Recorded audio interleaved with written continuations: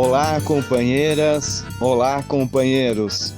Saudações petistas. Essa é mais uma edição do podcast Em Tempos de Guerra, a Esperança é Vermelha.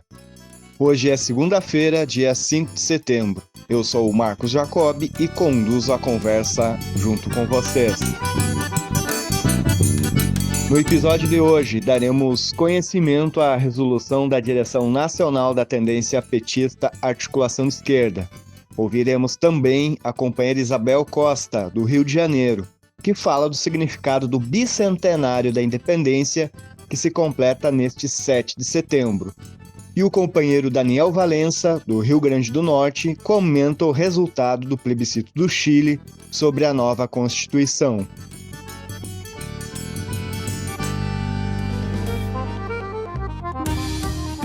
Companheiros e companheiras, a Direção Nacional da Tendência Petista Articulação Esquerda esteve reunida na última sexta-feira, dia 2 de setembro, e aprovou uma resolução analisando a conjuntura das últimas semanas, apontando as principais tarefas que temos até o dia 2 de outubro e, sobretudo, chamando a atenção para ajustes necessários na nossa tática e na nossa linha de campanha, para aumentar as nossas chances de vencer as eleições, seja no primeiro turno, seja no segundo turno. A resolução está disponível na íntegra lá no site pagina13.org.br e passaremos aqui ao conteúdo da resolução para que todos e todas tenham um conhecimento. A resolução é intitulada Setembro de 2022, Conjuntura e Tarefas, e diz o seguinte: faltam 30 dias para o primeiro turno das eleições presidenciais de 2022. A disputa presidencial segue polarizada entre Lula e o Cavernícola. Lula segue liderando. Matematicamente, continua sendo possível uma vitória no primeiro turno. Mas o crescimento do Cavernícola e das demais candidaturas fortalece a tendência da eleição ser resolvida apenas no segundo turno. Sempre é bom lembrar, para a classe dominante e seus partidos nominais e reais, como a Rede Globo, até mesmo para os setores não bolsonaristas, não interessa resolver a disputa no primeiro turno. Como afirmamos desde sempre, é necessário preparar o partido e os setores populares para a dura batalha do segundo turno. A tentativa de assassinato contra Cristina Kirchner, a quem prestamos toda a nossa solidariedade, contra o lawfare e em defesa de sua vida, e o espancamento do irmão do presidente Boric às vésperas do plebiscito de 4 de setembro sobre a Constituição chilena não são um raio em céu azul. Pelo contrário, indicam o estado de ânimo da extrema-direita em nosso continente e a necessidade de adotarmos as medidas correspondentes.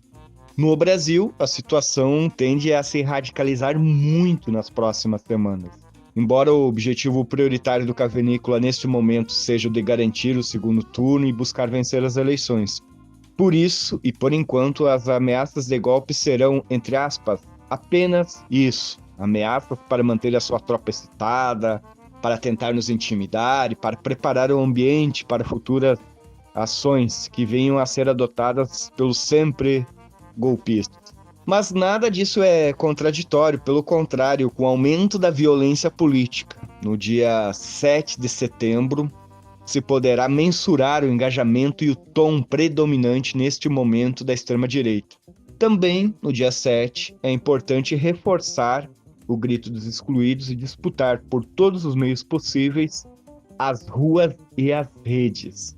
As chances da nossa campanha presidencial vencer no primeiro ou no segundo turno aumentarão muito se forem realizadas algumas alterações na tática.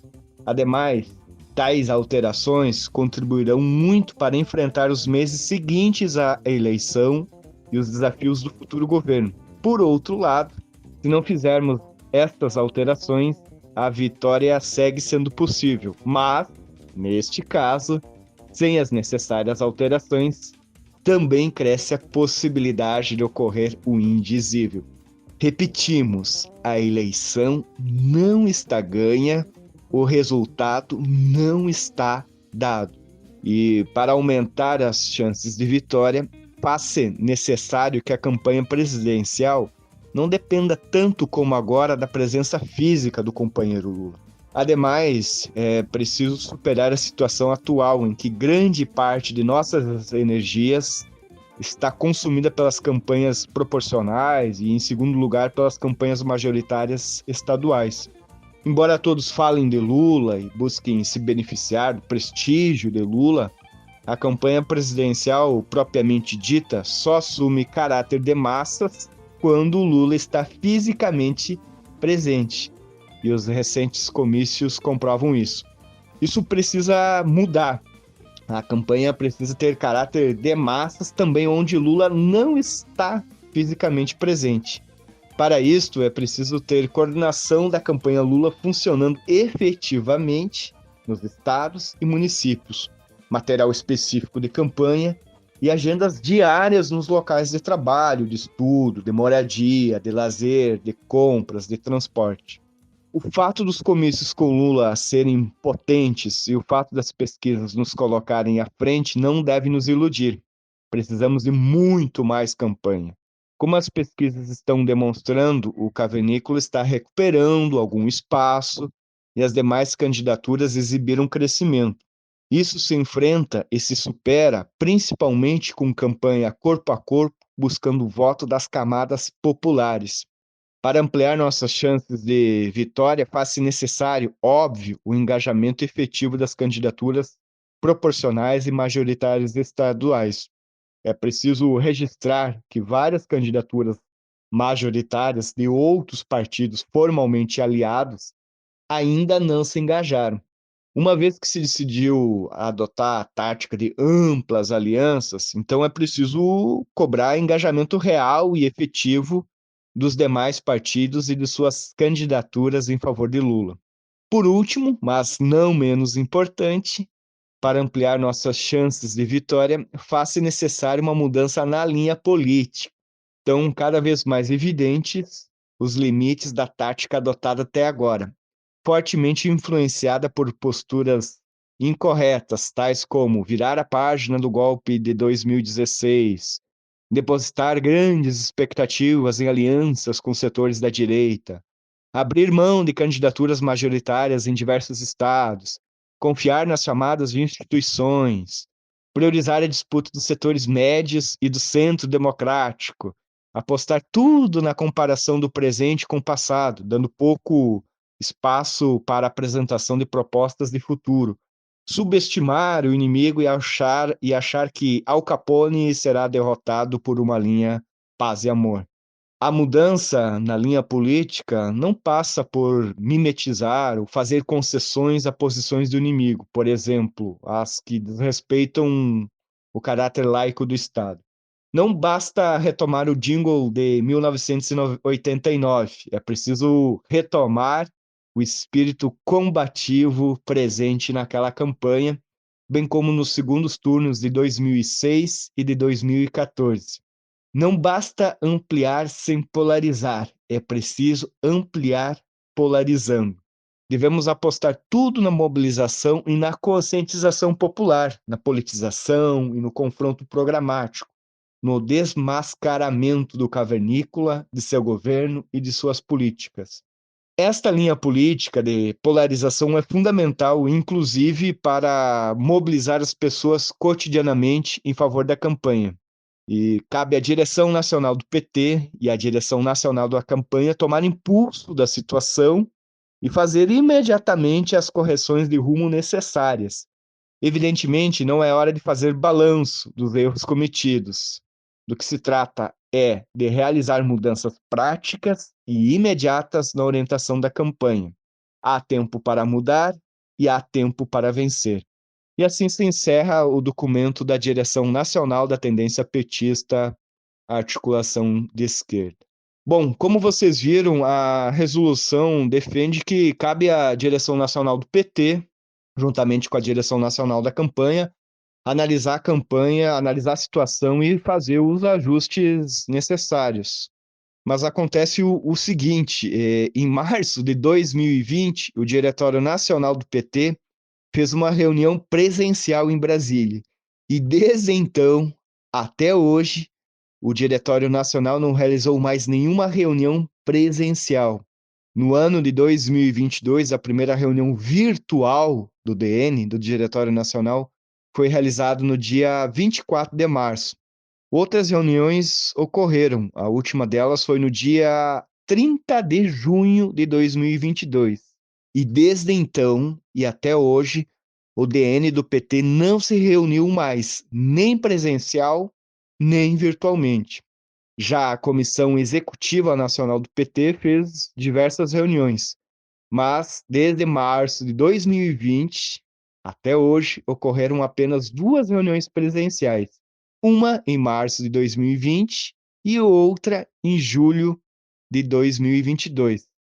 Os fatos que citamos acima servem para dar uma ideia do funcionamento coletivo ou da falta de funcionamento coletivo das instâncias dirigentes nacionais do partido. Bom, pessoal, muitos de vocês devem ter acompanhado que ontem ocorreu no Chile a votação do plebiscito sobre a proposta de nova Constituição. Sobre o seu resultado, seus significados e possíveis desdobramentos, vamos ouvir o Daniel Valença, que é professor da UFERJ e vice-presidente do PT do Rio Grande do Norte. Olá, companheiras que acompanham o podcast Em Tempos de Guerra Esperança Vermelha. Sofremos uma séria derrota no Chile, em que a população impôs mais de 60% de votos contrários ao texto constitucional redigido pela Assembleia Constituinte. E aí a gente tem que tentar entender o que aconteceu. O primeiro passo é que não dá para explicar uma Assembleia Constitucional e os termos da Constituição a partir de uma principiologia. Por exemplo, na teoria crítica do direito, é recorrente, especialmente entre quem debate sobre as novas constituições que aconteceram na América Latina, um esvaziamento do papel do poder político, por exemplo, do governo do Evo Morales, do governo do Hugo Chávez, e seu lugar decisivo para a imposição de uma nova Constituição. Ao contrário, há muito mais análises que focam em princípios abstratos como se estes fossem os que deveriam nortear o século XXI. Um grande exemplo é a plurinacionalidade, algo que foi instituído na Constituição da Bolívia, Estado plurinacional, mas que advém de décadas de lutas de povos indígenas originários que conseguiram unificar um determinado programa e que esse programa era aceito pela maioria da população. Tanto que, quando foi para referendo, a Constituição foi aprovada com larga margem.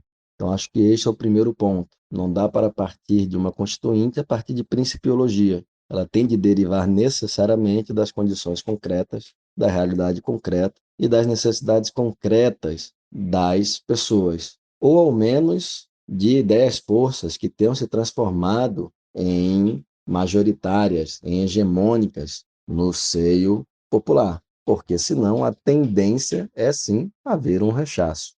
E aí, em relação especificamente à Assembleia Constituinte chilena, nós poderíamos colocar muitos elementos para tentar levantar hipóteses desta derrota, tanto atinentes à própria Assembleia em si, quanto ao processo político do último período com a eleição do Boric. Em relação à Assembleia em si, é bom lembrarmos que ao redor de 80% da população votou para que houvesse a Constituinte. Então, uma esmagadoríssima maioria, logo após o estalido social, uma grande explosão social desde 2019, que em alguns momentos chegou a colocar mais de 1 milhão de pessoas apenas em Santiago. Tiveram 460 pessoas que perderam a visão ou perderam parcialmente a visão, milhares presos, mais de 40 assassinados pelas forças policiais chilenas. Então foi uma mobilização muito, muito forte. A questão é, essa energia revolucionária, a que ela se dedicou posteriormente?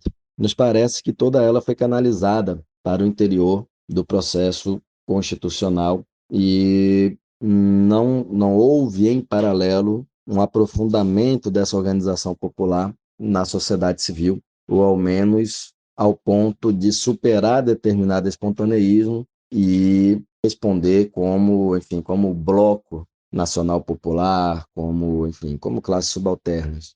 Então tivemos um processo constituinte que foi muito questionado pela direita, pelos grandes meios de comunicação, enfim, pelo capital, o que era totalmente esperado. Então não dá para justificar a derrota com isto, já que se esperava exatamente este grau de oposição ferrenho, né? E do outro lado, do lado constituinte, nós tínhamos grandes expressões particulares e de pautas que são importantes, mas que são particulares. Por exemplo, eu citei a plurinacionalidade, é uma pauta forte no Chile, tendo em vista o papel dos povos mapuches e, enfim, outros povos indígenas, mas que demanda construir uma hegemonia. Não basta, por exemplo, uma maioria de uma Assembleia Constituinte eleger a Elisa Loncon como presidenta da Assembleia e está resolvido a questão nacional popular, indígena originária, a partir desse espaço de representação. O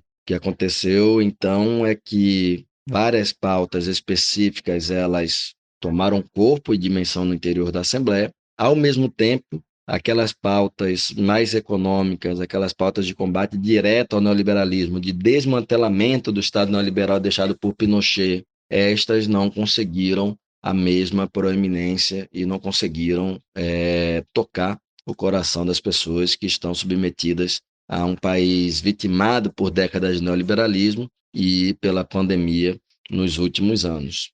A consequência, então, é que a Assembleia Constituinte perdeu muito popularidade e apoio popular. Ao mesmo tempo, em paralelo com o que acontecia no interior da Assembleia, tivemos o processo de, enfim, disputa presidencial, de transmissão de poder político, que, na minha opinião, teve um problema lá atrás, quando nas primárias o Partido Comunista, com o Radui, foi derrotado pela candidatura do Boric, que terminou sendo a candidatura deste campo de esquerda, né? Nós vimos desde o início do governo Boric que seria um governo pretensamente à esquerda do que foi a concertação, né? Mas que no campo prático real manteve a política econômica conservadora, neoliberal, manteve uma perspectiva de rechaço e ataque a governos e esquerdas tradicionais, como o caso da Venezuela, de Cuba.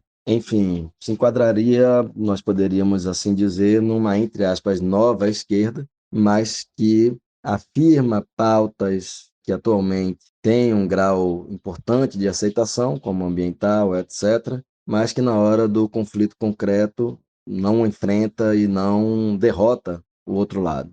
Então, na questão dos povos originários, manteve uma certa posição de criminalização, a alteração foi muito frágil em relação ao que se esperava. Como eu falei, na economia também, as alterações foram, né, estão sendo muito frágeis. E, para completar, tem toda uma movimentação que termina desconstruindo o ideário e a organização popular de esquerda a médio e longo prazo, ao invés de contribuir para o acúmulo de forças populares. Para completar tudo isso, acabou que a Constituinte, se tinha inimigos em todos os espectros e em vários espaços, perdeu aquele ou aquela que seria o promotor, o defensor do seu texto, né? O Constituinte passou a ser algo do próprio poder constituinte e não de uma grande força política, de um grande campo social tentando superar as heranças do neoliberalismo de Pinochet.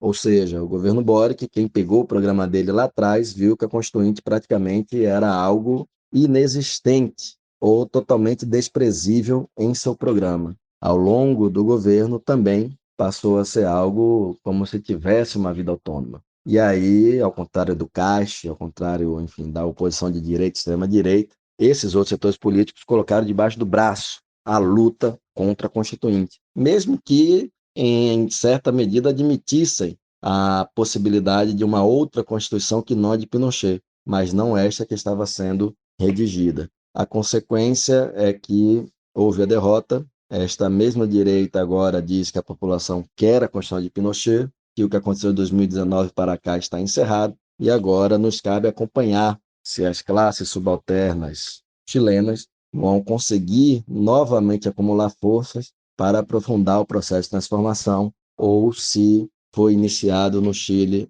um processo de restauração em relação a tudo que houve de 2019 para cá, né? Um processo de restauração conservadora para apagar tudo que aconteceu de 2019 para cá. Torçamos que seja algo como aconteceu na época do Allende, né? Que teve um governo do Frei anterior, em que houve alguns avanços populares, mas as classes subalternas acumularam forças até conquistar o governo Allende e assim promoverem mudanças mais concretas e radicais. Mas que dessa vez, caso isto venha acontecer em um futuro pós-Boric, que as mudanças no Chile elas venham para realmente ficar e não serem nunca mais derrubadas à base da força e do crime. É isso. Forte abraço a todos e todas. Valeu, Daniel. Bom, na medida do possível, nas próximas edições do podcast, no site Página 13 e nos programas do Antivírus TV, daremos prosseguimento a esse balanço, a essa análise do plebiscito do Chile, bem como da situação geral do país e também da América Latina. Ouviremos agora a companheira Isabel Costa, do Rio de Janeiro, que é professora, dirigente do Sindicato Estadual dos Profissionais da Educação e militante petista. Ela nos fala sobre o bicentenário da independência, que se completa nesta quarta-feira, 7 de setembro.